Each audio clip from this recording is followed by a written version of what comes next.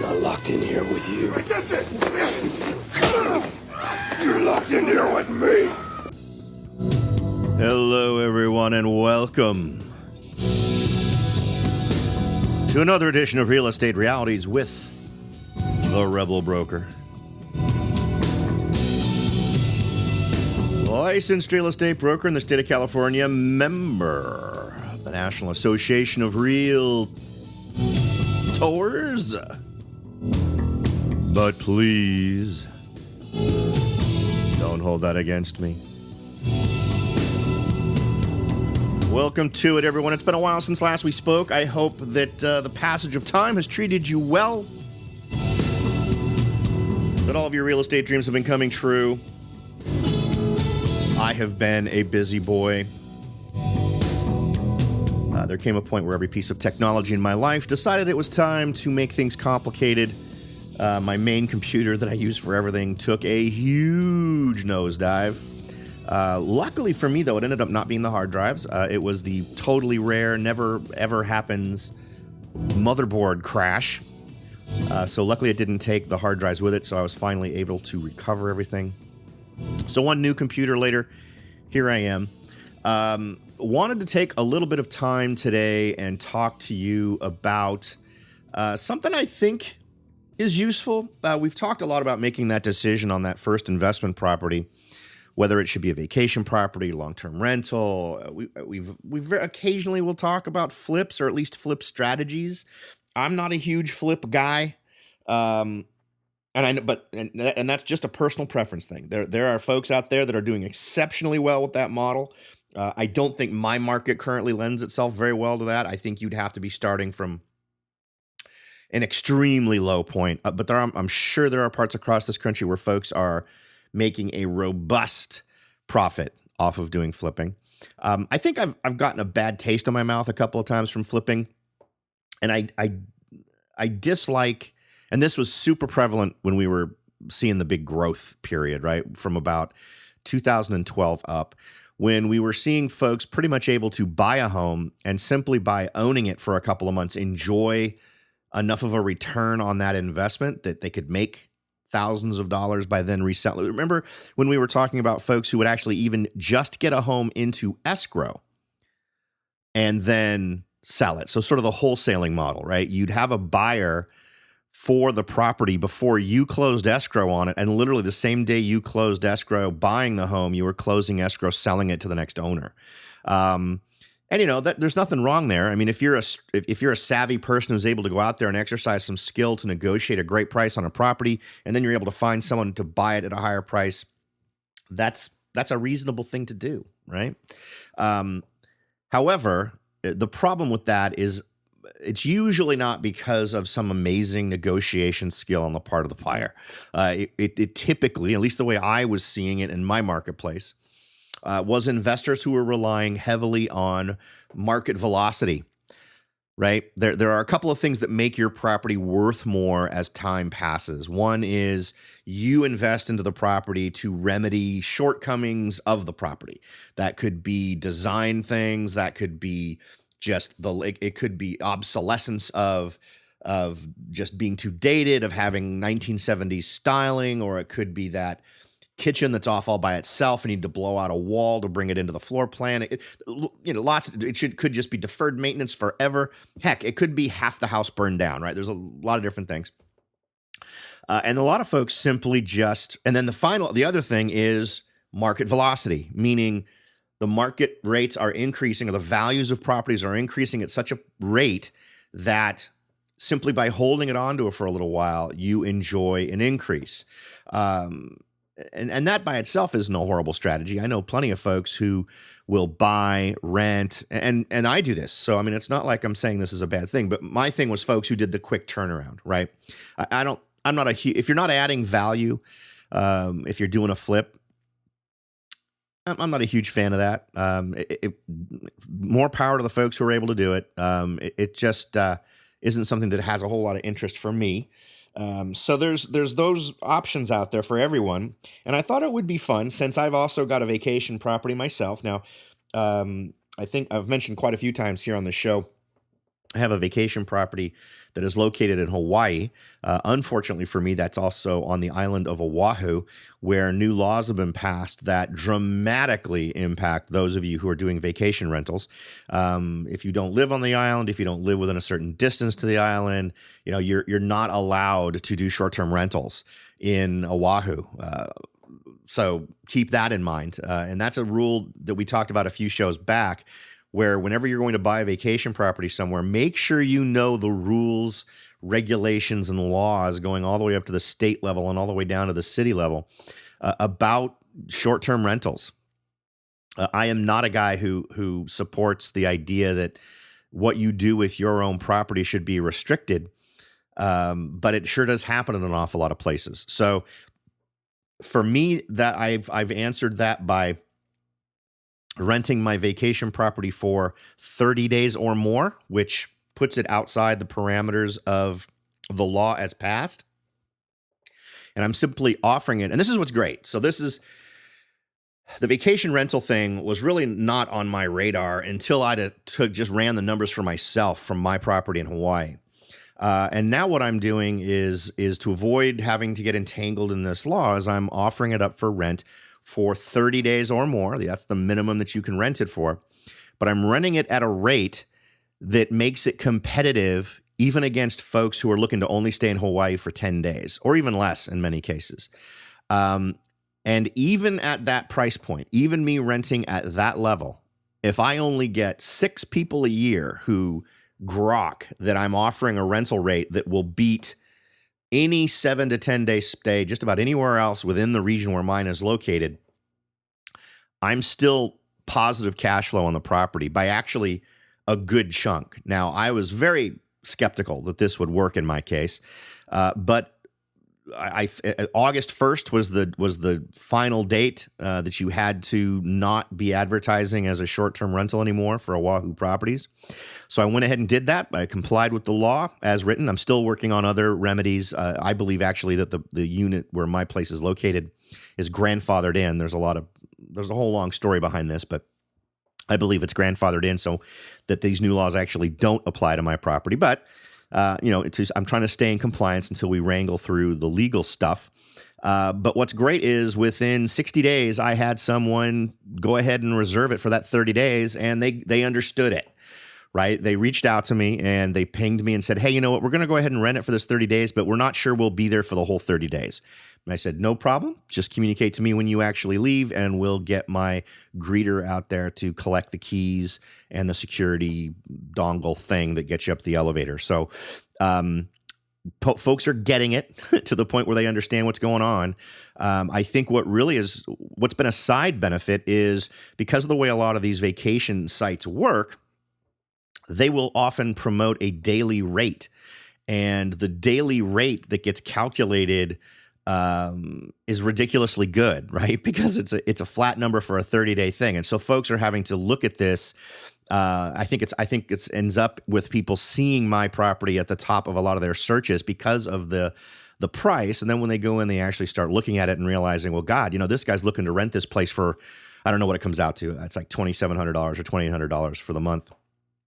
And I would spend the same amount if I stayed in this hotel a mile up the road for a week or 5 days. So why would I do that? So it's working out great. So fingers crossed, right? I don't have enough time in doing this to determine if it's going to be a regular thing or if I just got lucky in that first month to have someone go ahead and reserve. But the point I'm trying to make here is even doing it this way, I am more than covering my expenses. I'm to the point where if I can get a regular rental of this kind 6 times a year, I am paying for the maintenance of the property plus a little bit more. Now, my goal is I'm kind of in a mode where I'd like to keep this property forever. I could easily see myself living over there for a year or two. I couldn't see myself living on an island for more than 2 years. Because the bottom line is there's only so many times you can drive in circles before you start to get bored. And don't get me wrong, I just came back from being there for a couple of weeks and it was amazing. I love the place. I love the fact I can sit on my balcony and look at the Pacific Ocean right there. There's nothing between me and the ocean other than a little bit of a elevator ride, a little bit of grass, and some sand. So it's an amazing place to go and reset the batteries. So it's an ideal location. It has everything going for it when you first look at it. But then when you discover what the state laws are doing, not the state, this isn't the state of Hawaii. This is just the county of Oahu. It's absolutely ridiculous, and it's horrible. And it has mostly to do with the fact that hotels have such a strong lobby in Hawaii because they make so much money there, and they don't like folks cutting into their percentage of the pie. So anyway, I'm going to have to work out through that. But to translate a specific into a general, you want to watch out for that stuff. So where am I going with this?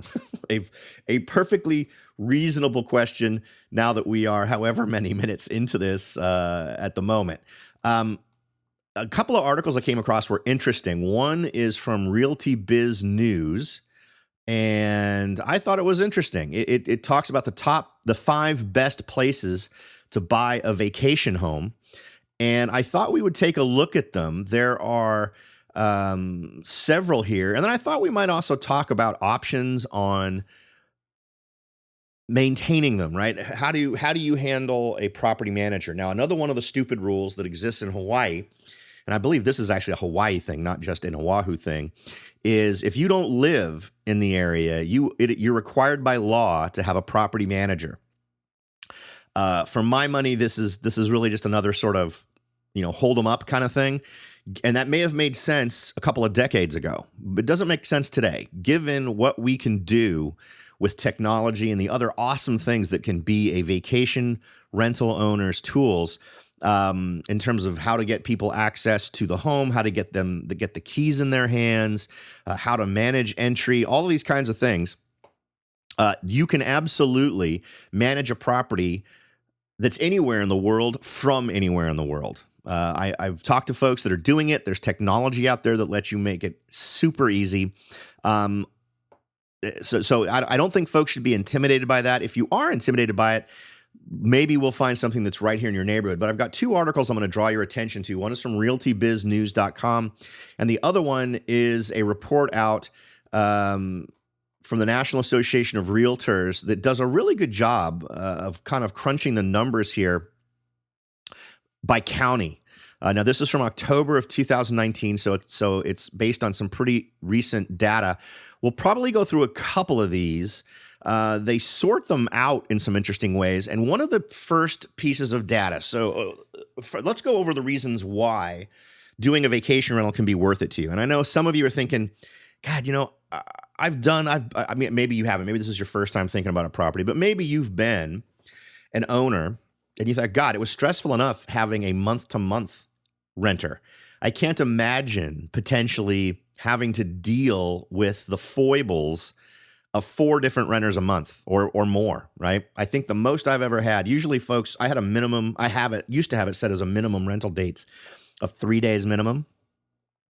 The way I have it set is I pass on all tax costs to the renter. And I also pass on the costs of cleanup to the renter.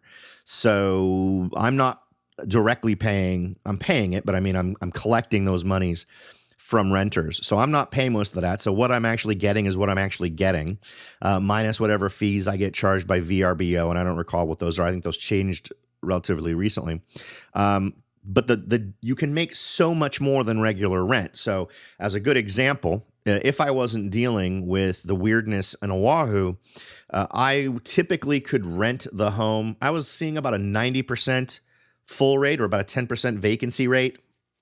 It depended on the time of year, but usually it was 10% or less. So I was seeing really robust rental of that unit to the point where I was making, on average, twice what my holding costs are for the property. So I was doing pretty well. I was able to put aside enough each month that I was rolling out new improvements. I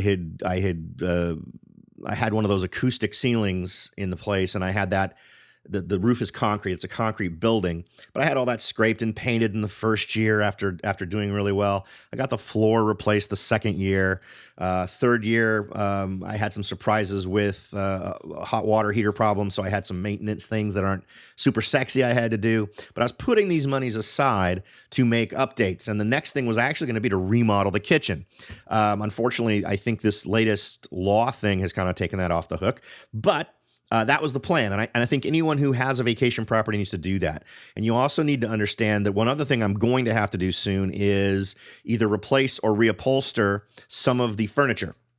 And these are all things you just need to grok. I try to get over there twice a year, and when I go, I'd love to say that I'm just going and I'm sipping Mai Tais and sitting on the balcony and enjoying sunrises and sunsets all the time. But the reality is I am scrubbing upholstery on furniture with different stuff from Home Depot. This last time I had to replace a shower tile. I am painting. I am scraping. I am checking light bulbs, checking outlets, making sure everything's safe, making sure that the fire extinguisher is up to date. There's 101 different things that I have to check. And this is a bit of a frustration. And the last time I went to the unit, I think I said the exact same stuff, despite the fact there's two separate bunches of human beings that I pay to maintain the place. Every time I go, there are ridiculously shocking and in-my-face things that have not been done. A really good example is the screen door. There's 3 screen doors leading out to the balcony. It's a corner unit, so I have 2 screen doors on one side and 1 screen door at the back. And the one used the most is the one at the back. Well, of course, that one also faces the ocean, so it gets the most wind, it gets the most salt water blown on it, so it tends to be in the toughest shape. The property manager was saying, hey, I've got people complaining that the screen door doesn't close all the way. If you bring it cut short, once it rights itself to sitting naturally, there's a gap at the top, and people don't like that because of insects. And I said, well, get the screen folks out there and let's either fix it or replace it. He says he has the guys come out and they say it can't be done. Okay. For something relating to spalling, I guess is the concrete above and below. There's some sort of deformation that's causing a problem. So replacing the screen won't fix it. Okay, fine. I get there and take a look at it, and I realize, well, the little hook that holds the locking mechanism is broken off. So if I replace that, people will be able to lock the screen door, which will hold it shut. Talk to my property manager about this because he's standing in the room, and he goes, oh, no, you won't be able to fix that. We've tried everything. So I decide I'm going to fix it because he's an idiot. I drive out. I find a replacement lock hook thing for that. And I also, because I was on that side of the island, dropped by the only place he would have called, rather the place he told me he called, went out to check the screen and discover after talking to them that nobody has been out to my place since the last time I had them out last year. You're starting to see where I'm going with this, right? Now, while this is a specific thing, it's my problem with my property manager not letting me know about a screen door, letting me know about a problem with a screen door. But then there's the things he doesn't let me know about, like the tile that is missing from the shower where someone then screwed in a soap dish, obviously perforating what's supposed to be a vapor barrier, so I have to deal with that. Doesn't tell me that 50% of the light bulbs are burned out, or not even tell me, just replace them, right? And remember, I don't just have my property manager who's in there every single time a guest comes or goes, because he has to get them upstairs and give them the keys and give them the parking permit. I also have cleanup people who show up after every single guest to clean the place up. And you would think they would notice these things as well. Sadly, never got a word from them. In fact, and here's a little tip. I'm sure after all this time, it's good to finally get a usable tip. I did not tell anyone when I was coming. Earlier in the year, I decided I would say I will be coming sometime in the second half of 2019 to see the place.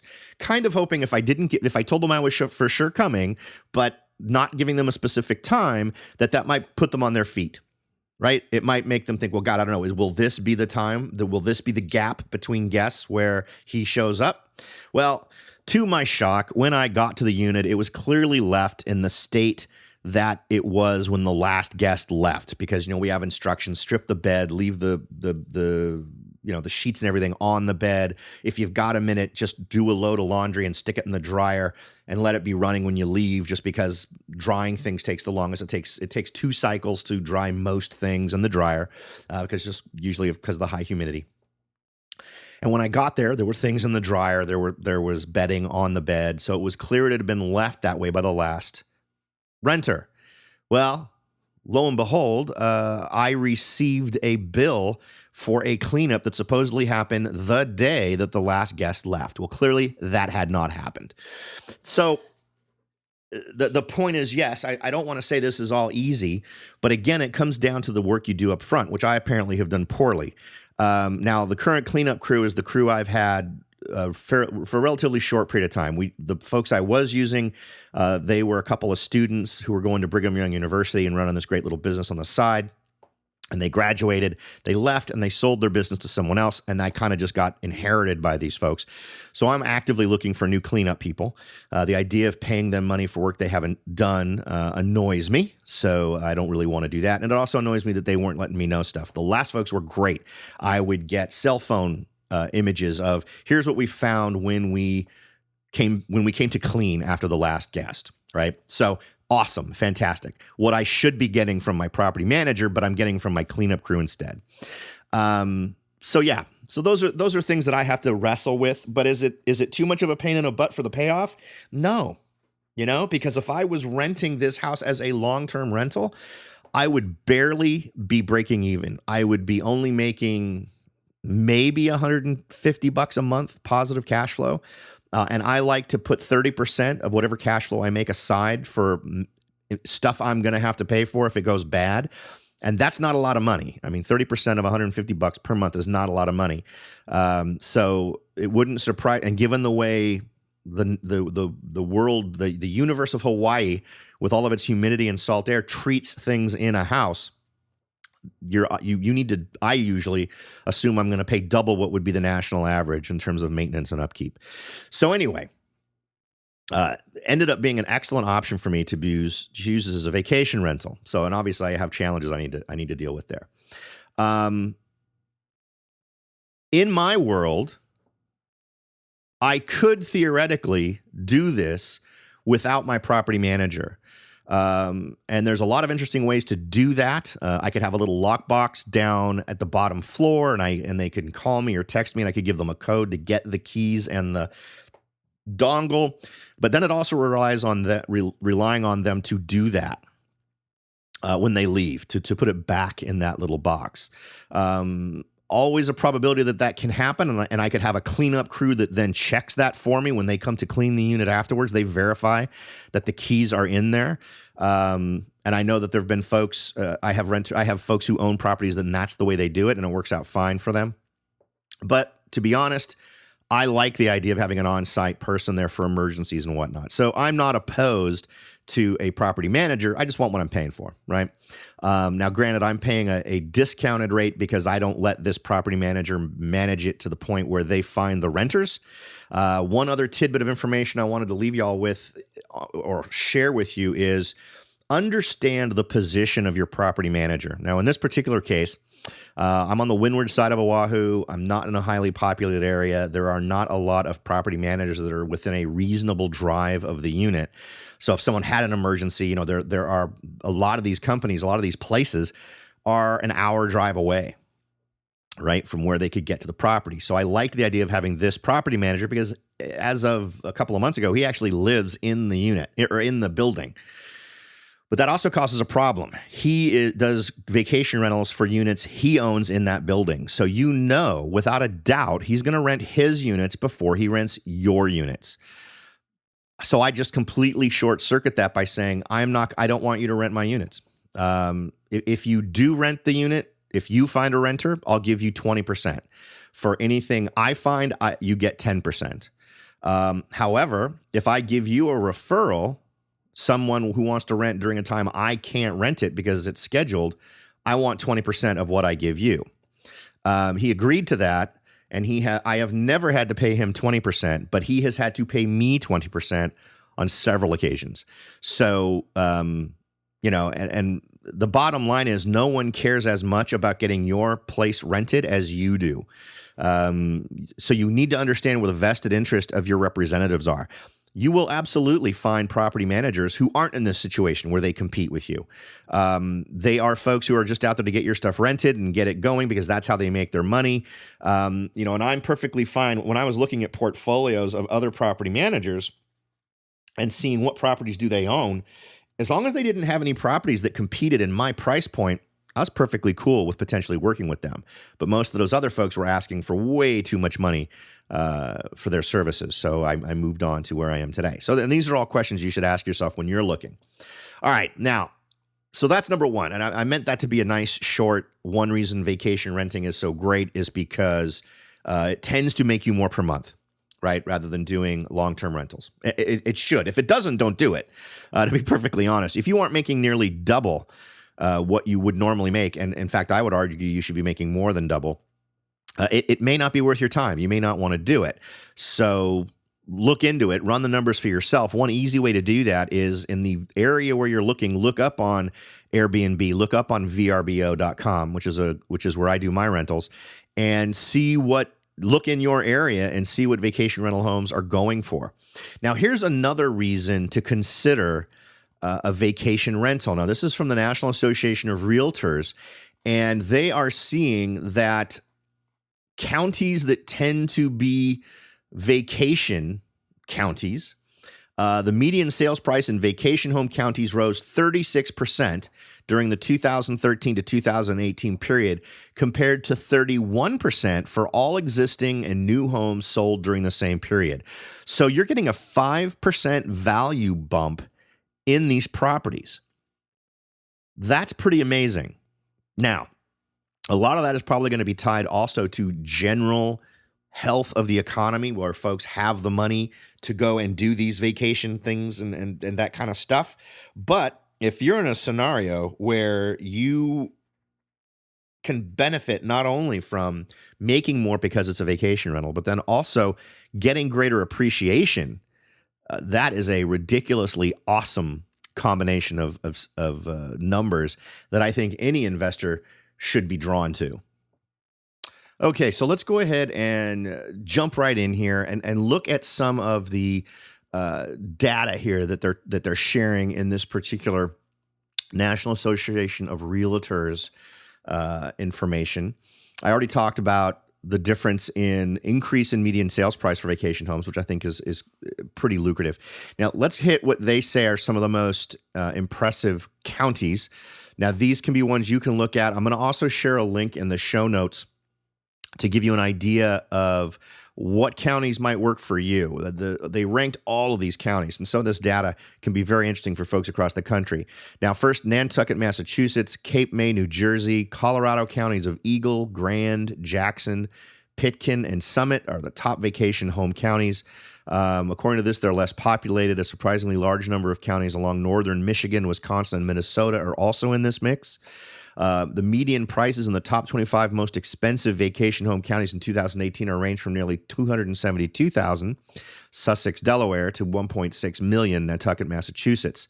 In the least expensive vacation home counties, the median price for a vacation home was less than $100,000, with the least expensive homes typically found in Aroostook, Maine, Miller, Missouri, and Gogebic, Michigan. Now, just a quick comment on that. Cheap houses are a wonderful thing. Cheap vacation rentals would also be fantastic. And if we're talking about properties that are under $100,000, and I've looked at this list, and there are properties you can buy for $50,000, I would be a little bit more careful in those areas. I'd want to know, what are the big draws? Why do people want to vacation in these places? Make sure my place is very conveniently located to those things. And once you run down the list, you're probably going to find that some of these super low cost properties are not checking all the boxes. You want to buy something that's going to give you a little bit of a robust payback, right? So you want to have something that's not going to be the first ones to not get visited by vacationers if that market tends to tighten up. Now, here's the other thing. Whenever you're looking at purchasing a property, I want you to run the numbers for both scenarios, whether you want to do it as a vacation rental or you want to do it as a long-term rental. If you're looking at a property that has zero possibility of being rented for long-term renting at positive cash flow for you, I'm not sure you should do that. In my particular scenario with my place, I knew when I bought it, at the moment that I bought it, that it would not rent for what my costs were. It would not rent for positive cash flow. But I was willing to roll the dice because the circumstances at the time indicated I would do well, and I did. Now, could I anticipate that a few years down the road, Hawaii or the Oahu was going to come around and really screw over a lot of homeowners? No. But I also was able to enjoy that long enough that it's now to the point where rents have gone up enough that I could rent it for positive cash flow. So I did roll the dice a little bit there, but I made an educated guess. Now there wasn't zero evidence that the county or the state was going to attempt to hose potential homeowners. They've been trying to do stuff for years. So that's something you have to keep in mind. Now, let's say the worst was to happen for me, right? I think you need to constantly strategize when you get new challenges thrown in front of you. So I've actually had conversations with folks, with fellow investors or other folks interested in real estate, where we've talked about, well, what are your contingency plans? Let's say that you aren't able to rent the unit and stay in compliance with this law in such a way that you're positive cash flow. Well, what would make you want to sell it? Now, see, that's something else that has also affected this market. Now, if you go and you look at my property up on Zillow right now, the market looks dismal because of this new law. There are tons of people who simply decided, I'm out. I'm going to sell my place and I'm not going to do this anymore. So what we're seeing is a huge drop. We're not seeing a huge drop. What's really funny is they're just not selling. But there's a ton of properties that are on the market. I think the last time I looked, there were a dozen. But I purchased with a thought towards worst case scenarios. Now, what do I own? I own a high floor corner unit. The most desirable units in the building are higher floor, anything above the 5th floor, and corner units, because you get twice the lanai space, which is what you want in a place like that. So I made sure it had those things before I got involved with it, because I wanted to be the most desirable unit from just core function, core usefulness, compared to all the other units. So in my head, I have an amount of money I would take to sell the home, not going to sell it at what the current rates are going for. And we'll see. So one strategy is for me to be able to weather this downtime of folks reacting emotionally to this and allowing their properties to sell for less than they probably should. And I get that some of these folks are probably in scenarios where they're not thinking a little bit more creatively. They're not doing the whole, well, let's try to do the 30-day thing. They're not coming up with other ways to get the place rented. So they're wanting out. They're wanting to back out. And it's heartbreaking, because I know I stay plugged in with what happens in these units. And I've seen some folks who bought within the last 2 years who've completely remodeled. They bought a place, dropped $80,000, $100,000 to remodel this relatively small unit. It's beautifully remodeled, but there's no way they've recouped what they've spent in terms of improvements, and now they're having to sell the unit for less than what they purchased it for. So my heart goes out to those folks. I would have advised them to handle that investment a little differently, but how are they supposed to know, right, that the laws would get changed out from under their feet? So it's really kind of a crime. All right, so those are some of the big the big notes here in terms of some of the observations. I'm not going to go down their list of top properties. I've got some great maps out there with vacation home counties, the 26 vacation home counties, the top vacation home counties. With also how much they've improved. I'll have a link in the show notes to that. But what I really wanted to focus on, because it's a nice short and succinct list, is the 5 best places to buy a vacation home according to Realty Biz. Now, they ran down these, and I thought it would be good to do 2 things. One, to take a quick look at these and just read them off, and then give you a feel for what the cost to acquire a property in these areas would be. Now, one city that's here is going to definitely perk your ears, because I've talked about it before. But I think what's also interesting is what's not on this list, but what is on the other list from the National Association of Realtors. So let's go ahead and just read down this list, and we'll also do the average sales price in each one of these areas. Now, first is West Palm Beach, Florida. I'm not a huge fan of Florida. I lived in Florida for a while. I actually lived just south of Palm Beach. But West Palm Beach, Florida is probably not a place where you are going to, find that great entry level property that's not going to cost you a ton of money to get into, right? So much of it is how much work is your money doing for you in these various areas. And that's the math I do. If I'm going to have a certain amount of money tied up in a property as an investment, I want it to beat other ways I could have had that money sitting in the marketplace, right? Now, one good thing about rentals, which isn't a strategy I would necessarily use a lot, is the rules get a little bit broken. Now, you and I have talked a lot about in the past how you want to focus on properties that meet the largest number of needs. And by that, I mean strategies. So let's say you decide you want to do this and you want to make sure that you're dealing with properties that are going to give you good bang for the buck. If you know for a fact that your vacation appeal is going to stay strong, then you can break that 3-bedroom rule. You can go with a 2-bedroom. You can go with a 1-bedroom. You can go with a studio if you've identified a property that ticks all the other vacation rental boxes. Now, as a perfect example, my Hawaii property absolutely breaks this rule. My Hawaii property is, for all intents and purposes, a studio. It's been modified so that the bedroom area feels like a bedroom, but it's only about a 500 and something square foot unit. So a lot of the rules for having that flexibility and backup plans, I tossed out the door. Why? Because it checked every other checkbox in terms of what kind of property was it compared to other properties in the development, in terms of desirability, what's its view, why do people come to Hawaii, does it supply all the things that people come to Hawaii for? And it does. So you'd want to try to do something, and simply because it's a desirability thing, right? In terms of you want to rent before everybody else does. Does that mean if you're dealing with West Palm Beach, you need to be right on the water?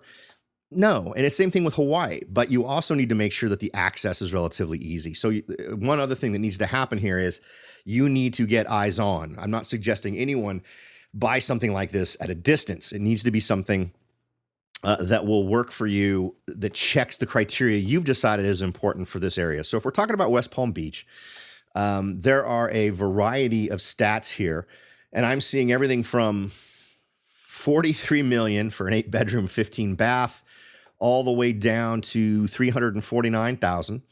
This one isn't that far from the water. 6-bedroom, 5-bath, totally wouldn't do that. This one looks like a huge pain in the butt in terms of what you'd have to worry about as a potential distance owner. But, and this is also one where I think that there is a potential benefit to doing the other thing that I suggest you not do, and that is buying condos. I'm not a huge condo fan. Condos are my least favorite investments. In my area, they tend to be the ones that lose their value the soonest.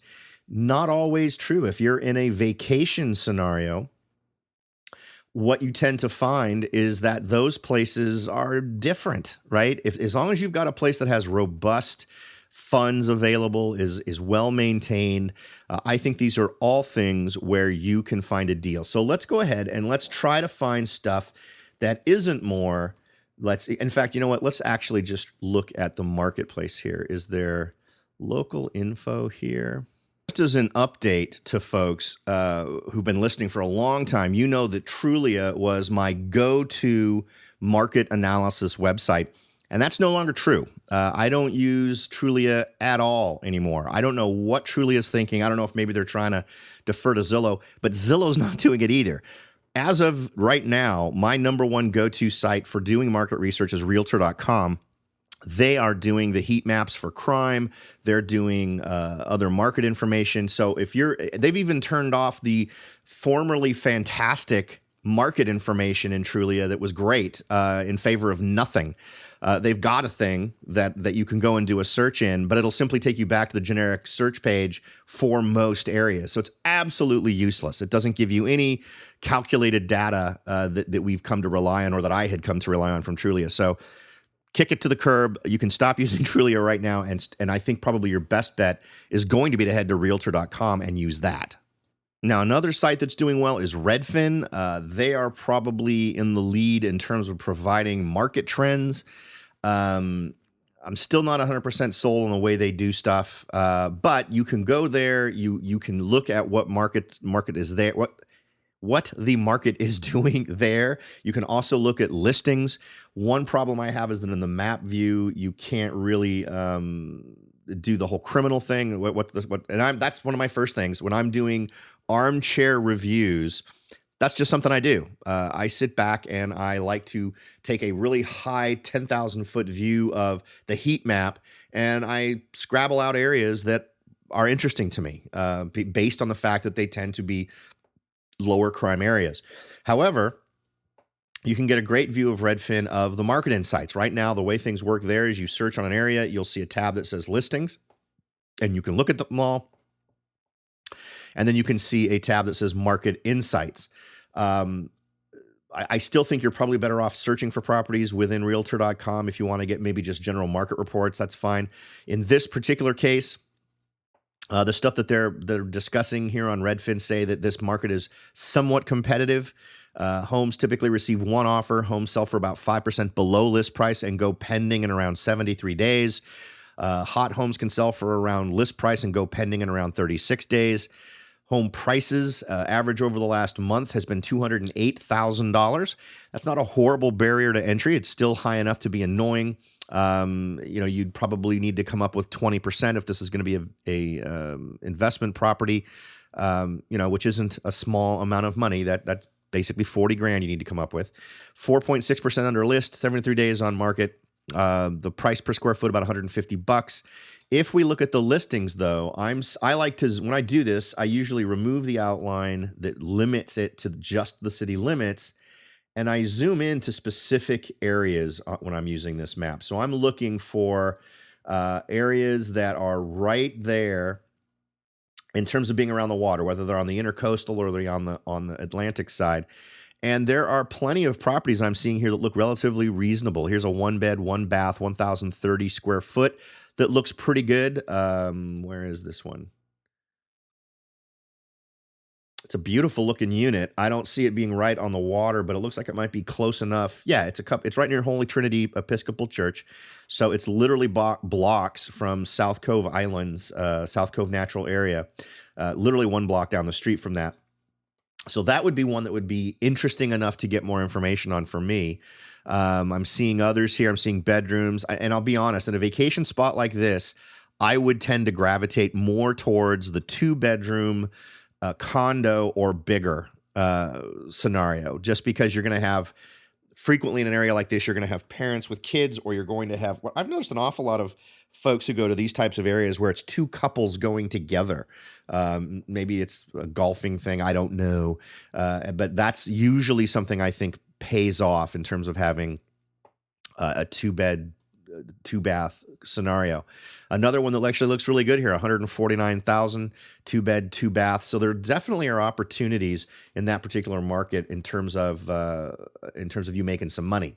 Now, the next one on the list, Myrtle Beach, South Carolina, stunning 60-mile stretch of beach coastline. Myrtle Beach is a vacation paradise, and according to this, is very desirable by an awful lot of folks. Myrtle Beach market information right now is let's take a look and see. It shows here as not very competitive. Homes sell for about 3% below list price and go pending in around 96 days. Hot homes can sell for around list price and go pending in around 50 days. So it's taking longer for things to get sold. 207,000 is the average.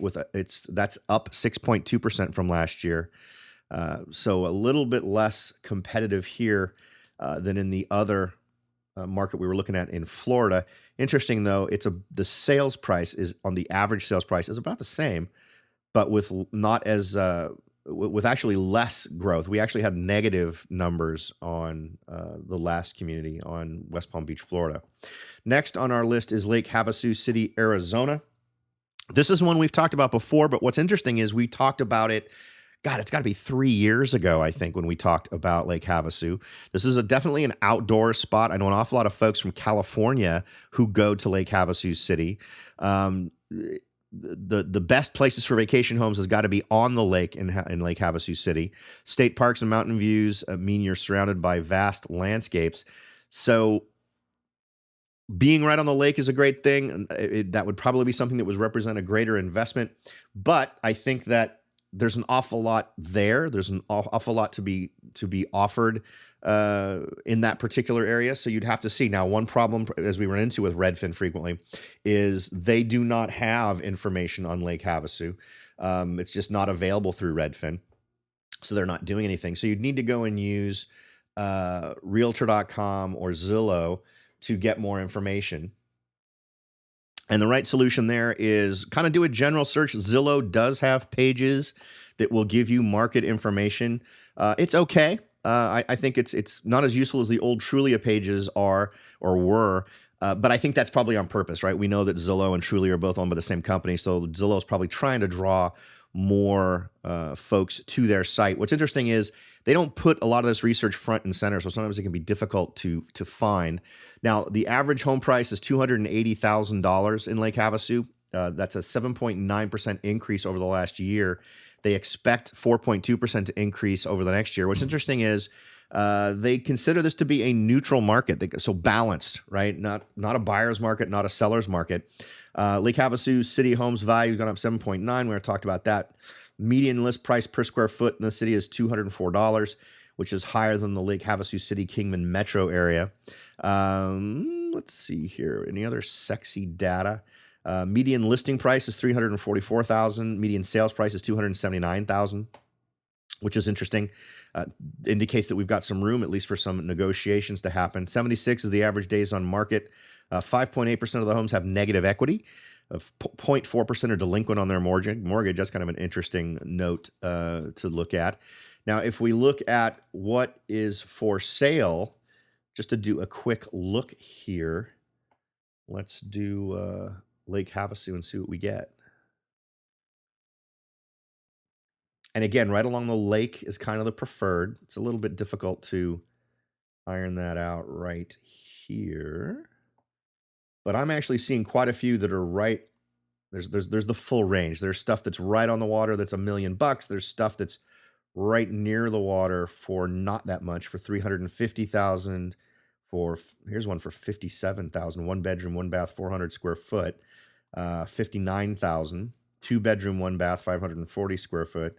There is this little promontory thing that's got an awful lot of units on it that actually looks pretty interesting. This is right at the end of Beachcomber Boulevard, and there are a ton of investment opportunities here. 2 bed, 1 bath for $225K.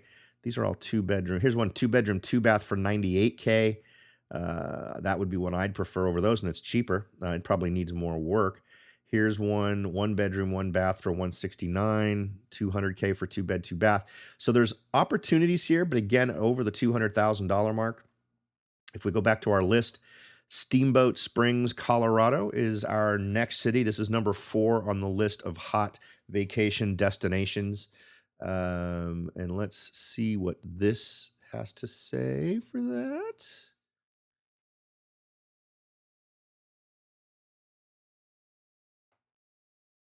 Steamboat Springs is on the list here at Redfin.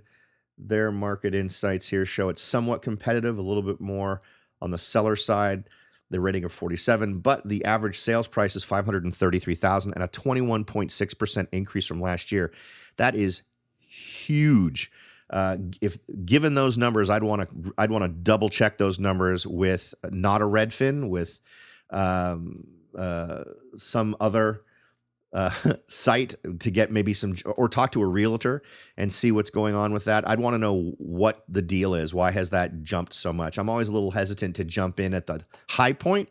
And that's also a pretty big barrier to entry. Let's see. And in terms of listings of homes that are available, let's actually do that on,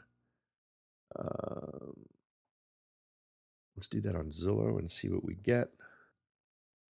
Now, when we look at Zillow's market report for that area, they're saying it's very hot. It's a buyer's market. That would absolutely be something that would be worth looking into. But the average home price they're listing here is $615,400. And this is all, and they've had a 12.6% 1 year change. So some things that I would be interested in, right? The other thing that you need to do is look at this and say, where has it been? Where has it gone? And back in 2012, it was down closer to $350,000, and now it's up where it is now. I'd want to know, where do the most desirable rentals fall in here? I don't know why people would go here. What is it? Is it biking? I'm not seeing a ton of waterways. So you'd need to do research on why folks come here. What are the big reasons? Because here's what I have found. There are properties where they are not more expensive simply because they're not where most of the people need to live to do their day-to-day stuff. And in some cases, you'll find that properties that would very much cater to someone who wants to vacation in this area, because this is right against Bow Root National Forests, the reason may be access to that, which may put it enough outside of the high-demand areas that you'd actually end up paying less for a property in that area. So while $615,000 is the average, that may not be what you would see for vacation properties. So that would be something to look into. Next on our list for number 5, and this is the last one, is Palm Springs, California. I got to tell you, as a guy who has been through Palm Springs a lot and has visited friends of grandparents when I was a kid in Palm Springs, Florida, I have never quite understood the draw of Palm Springs, Florida, or Palm Springs, California. Redfin does have it on their list here. In terms of market insights, now I've always thought of this as a more expensive place. Currently, Redfin is listing it as not very competitive. Let's see what Zillow is saying. If you ever want to find it, now I always have trouble finding it in Zillow. There doesn't seem to be a direct link. If you're at the search page for a city in Zillow, there doesn't seem to be a direct link to the info, and the link to a page that just talks about a market tends to be Zillow.com/homes/the city. So Palm Springs, California would be it, right? But you can't ever guess that quite right. But what I find is usually it's Zillow.com/Palm Springs, the names of the city, and then home values. That tends to be the results page. But again, there's no link from the search page to it. You kind of have to find it by doing a Google search. Now, the average price they show here is $417,700. That's a 5.3% increase from last year with a projection of 3.6% over the next year. And they show it as warm. Palm Springs is showing it as not competitive at all. So it's the complete opposite, right? That's why it is so important for you to do your own homework. And this is actually, let's do this comparison because this is actually kind of awesome. So they're relatively close on average price. Zillow is saying 417. Redfin is saying 412. I would tend to believe the data from Zillow more than I would the Redfin stuff. I frequently find Redfin is wrong. I don't know if Redfin only compiles data based on stuff they're doing with their affiliates. I don't know. But I know that Zillow just takes everything and they get fed by the National Association of Realtors, as does Trulia, as does most of these sites. But it's interesting to me that while Palm Springs, according to Redfin, is not very competitive, according to Zillow, it is a little bit competitive. It's nudging towards a seller's market. So that's a piece of reality I'd want to figure out. According to the folks at Redfin, the price is down 3.1% from last year. According to Zillow, that's not true. And they have a graph going all the way back a year. According to Zillow, prices are actually up 5.3%.